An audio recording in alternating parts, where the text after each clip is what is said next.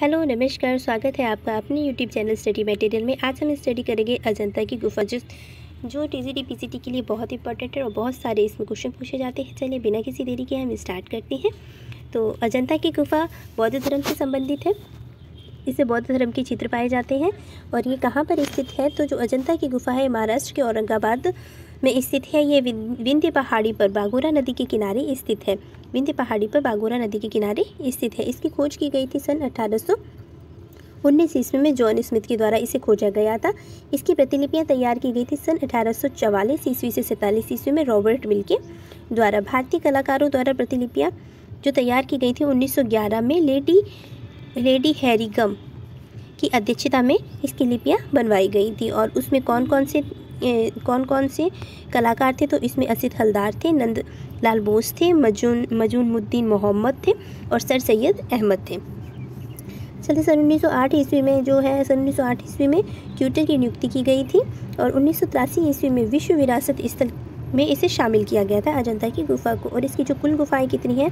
तो इसकी कुल गुफाएं हैं 30 और कहीं कहीं 29 भी आपको मिल जाएगा। तो 29 या फिर 30 दोनों ही हमारी सही हैं। फिर आता है हमारा इसमें जो धर्म, ये हीनयान और महायान, ये दोनों से संबंधित है। हीनयान और महायान, ये बौद्ध धर्म में दो यान होते हैं, एक हीनयान और एक महायान। तो हीनयान के अंतर्गत 8, 9, 10, 11, 12, 13 और 15 नंबर की गुफाएं रखी गई हैं और बाकी जितनी भी बची हुई हैं वो सारी महायान के अंतर्गत आती हैं। इसकी जो बनावट है और जो इसकी बनावट इसकी है, एक चैत्य बनाए हुए हैं और विहार बनाए गए हैं। चैत्य को पूजा गृह कहा जाता है और विहार को निवास या फिर सागाराम, ये नाम आपको याद रखना है, सागाराम और निवास। सागाराम को ही निवास कहा जाता है, तो विहार जो है इसे सागाराम भी कहा जाता है। तो जो चैत्य है हमारे, इसमें 5 गुफाएं प्राप्त हुई हैं, तो 9, 10, 19, 26 और 29।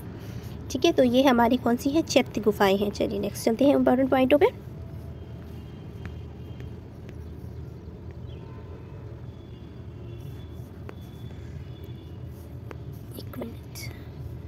जो अजंता है ये विंध्य सह्याद्री सतपुड़ा की पहाड़ी पर स्थित है। बताया मैंने, ये घोड़े के नाल के आकार की अर्धचंद्राकार है। जब इसे ऊपर से देखा जाता है तो ये जो गुफा दिखाई देती है वो इस तरीके से बनी हुई है। एक बार आप नेट पे ज़रूर देखिएगा, तो ये इस तरीके की यहाँ पे बनी हुई दिखाई देती है।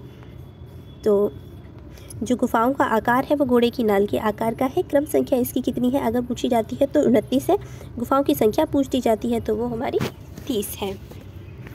और अजंता की भित्ति चित्रण जो है, अजंता की भित्ति चित्रण मिश्रित माध्यम में है, एक फ्रास्को भी है और इसमें टेम्परा भी है। और देखो, सबसे पहले अगर पूछ दिया जाता है भित्ति चित्र जो है, तो अगर आपको ऑप्शन में मिल रहा है मिश्रित माध्यम, तो आपको मिश्रित माध्यम लगाना है। अगर मिश्रित माध्यम नहीं है तो फिर फ्रास्को लगाइए, फ्रास्को भी नहीं है तो टेम्परा पर चाहिए, लेकिन सबसे बेस्ट है वो मिश्रित माध्यम है। चलिए नेक्स्ट चलते हैं। चित्रित गुफाओं जो है, चित्रित गुफाएँ प्राप्त हुई हैं हमें, तो गुफा संख्या 9, 10, 16, 17 और 1 और 2 में चित्रित गुफाएं प्राप्त हुई हैं। तो सबसे प्राचीनतम गुफा जॉन स्मिथ की है, सबसे प्राचीनतम गुफा संख्या 10 है, जिसकी खोज जॉन स्मिथ ने की थी सन 1819 ईस्वी में। सबसे बड़ा प्रवेश द्वार है वो गुफा संख्या 10 है। सबसे नवीनतम गुफा जो है वो है गुफा संख्या 1। ये शैलोक्रीन दृष्टि से सर्वश्रेष्ठ है। यहाँ पर जो जो पत्थरों पर जो बनाई गई है ना आकृतियाँ, ये बहुत ही अच्छे ढंग से बनाई गई है। तो शैलोक्रीन की दृष्टि से ये सर्वश्रेष्ठ है। सबसे बड़ी विहार गुफा को मैंने बताया था आपको निवास या फिर कह सकते हैं सागाराम। तो सबसे बड़ी विहार गुफा है वो है 4 नंबर की, और सबसे बड़ी चैत्य गुफा है तो वो 29 नंबर में है, मतलब पूजा स्थल। और सर्वाधिक चित्र जो है वो 17 चित्रशाला में पाए जाते हैं। यहाँ पर एक राशि चक्र भी प्राप्त होता है। चलिए नेक्स्ट चलते हैं इंपॉर्टेंट पॉइंटों पर। तो अजंता की कुल निर्माण जो है वो हुआ था 850 ईस्वी वर्ष में हुआ था, काफ़ी लंबा समय लगा था। और जो वंश थे यहाँ पर 5 वंशों ने यहाँ पर कार्य कराया। एक तो शुंग, सातवाहन, कुषाण, वाकटक और गुप्त और चालुक्य। जो वाकटक थे वो उन्होंने सर्वश्रेष्ठ निर्माण कराया और सबसे ज़्यादा निर्माण कराया। और इन्होंने जो गुप्त काल है इन्होंने स्थापत्य पर ज़्यादा ध्यान दिया है, और जो गुप्त काल है इन्होंने सर्वश्रेष्ठ चित्रण कराए थे।